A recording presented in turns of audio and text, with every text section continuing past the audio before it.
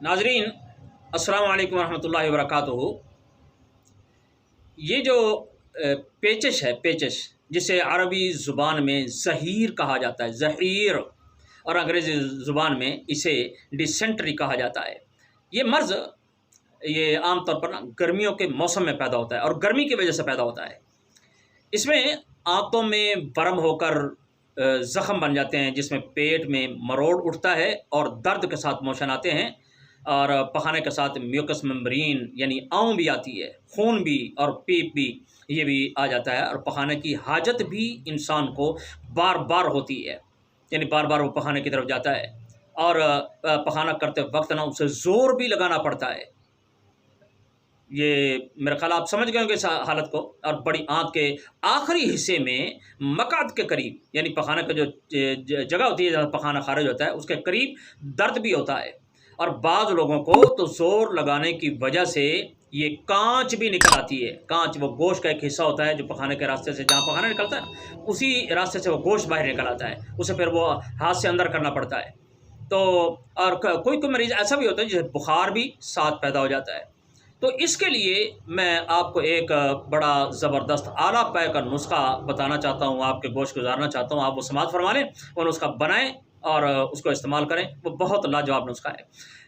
ये नुस्खा समात फरमाएं। ये सौंफ, सूंढ जिसे सूंठ भी कहा जाता है, और गूंद कीकर, हलीला स्याह बिरियाँ, यानी हलीला लेके ना उसे आपने थोड़ा सा घी लगा लेना है, देसी घी, और गरम तवे के ऊपर आप ऐसे फेरते रहेंगे तो वो फूल जाएगा। बस ये बिरियाँ हो गया।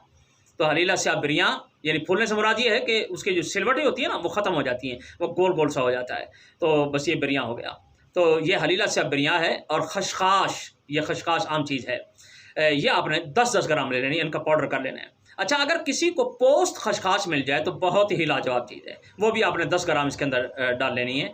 यानी बाकी भी सारा नुस्खा हो और पोस्ट खशखाश मिल जाए तो बहुत ज़बरदस्त नुस्खा बन जाएगा, और ये बहुत तेज़ असर बन जाएगा।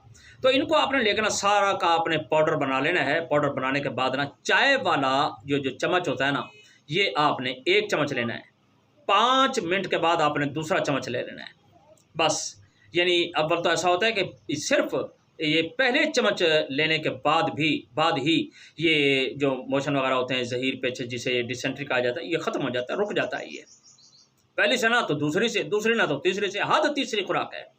अच्छा, जब ये दर्द वगैरह ख़त्म हो जाए, मोशन कम हो जाए, आपको ज़रा सुकून होना शुरू हो जाए, बदन में एक बेचैनी भी होती है, इस मर्ज़ में बेचैनी भी पैदा होती है, अगर ये थोड़ा सुकून आना शुरू हो जाए तो समझ लें कि अब आप ठीक हैं।